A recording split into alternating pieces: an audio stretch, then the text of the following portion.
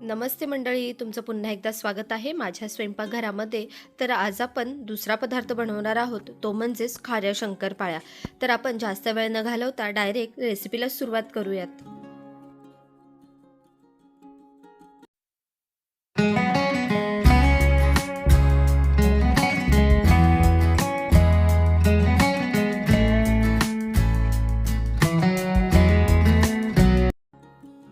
खाऱ्या शंकरपाळ्या बनवण्यासाठी आपल्याला साहित्य लागणार आहे.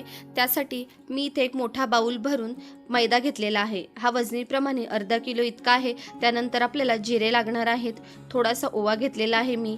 इथे आपल्याला हिंग लागणार आहे, खायचा सोडा घेतलेला आहे 1 चिमूटभर आणि चवीनुसार मीठ घेतलेलं आहे आणि थोडं आपल्याला पाणी लागणार आहे. सर्वात अगोदर एका मोठ्या बाऊलमध्ये आपल्याला मैदा काढून घ्यायचा आहे. त्यानंतर यामध्ये आपल्याला जिरे, ओवा, हिंग, चवीनुसार मीठ आणि थोडासा खायचा सोडा टाकायचा आहे. आपल्याला चिमूटभरच खायचा सोडा यामध्ये ॲड करून घ्यायचा आहे.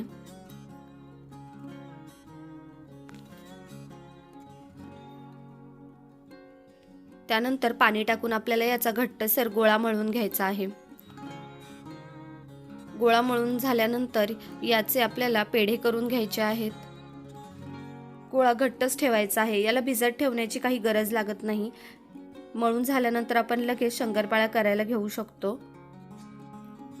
याची आपल्याला पातळ अशी एक पोळी लाटून घ्यायची आहे.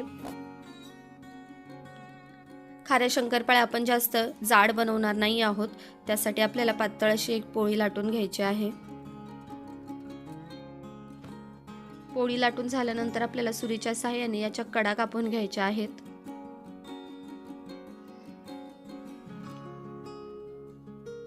आणि त्यानंतर तुम्हाला हवा तसा शेप तुम्ही देऊ शकता. मी इथे बारीक बारीकच चकत्या करून घेणार आहे.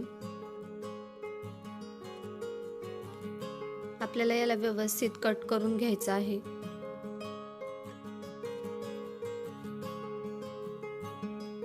अशा प्रकारे आपल्याला यांचे काप करून घ्यायचे आहेत. मी जास्त जाड ठेवलेल्या नाहीयेत, मी एकदम पातळ पातळ असे यांचे काप करून घेतलेले आहेत. त्यामुळे ते जास्त कुरकुरीत लागतात. आपले काप करून तयार झालेले आहेत. तेल गरम करायला ठेवून यांना आपण तळून घेऊयात. तेल गरम झाल्यानंतर यांना थोडं थोडं करून आपल्याला तळून घ्यायचं आहे. तेल व्यवस्थित कडक गरम झालेलं हवं.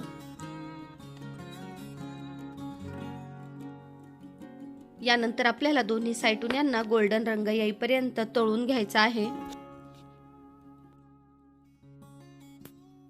आपल्या खाऱ्या शंकरपाळ्या तळून तयार झालेल्या आहेत आणि त्या खूप जास्त खुसखुशीतही झालेल्या आहेत. तुम्ही ही रेसिपी घरी नक्की करून बघा आणि मला कमेंट करून नक्की सांगा की तुम्हाला माझा हा व्हिडिओ कसा वाटला.